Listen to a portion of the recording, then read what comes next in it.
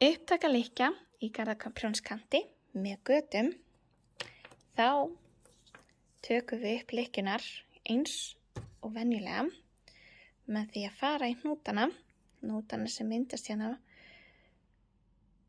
í kantinu. Þá er annað bandið sem fer svona þvert yfir og hitt kemur upp úr, og við ætlum að taka bandið sem kemur inn upp úr eða í efri hnútin. Tökum við, búið til svona göt, stingum hérna í gegn, tökum bandið og drögum í gegn. En núna ætlum við að hoppa yfir þennan hnút en á sama tíma slá upp á og förum svo í næsta hnút. Tökum í hnútin, beint ofan í hann og drögum í gegn.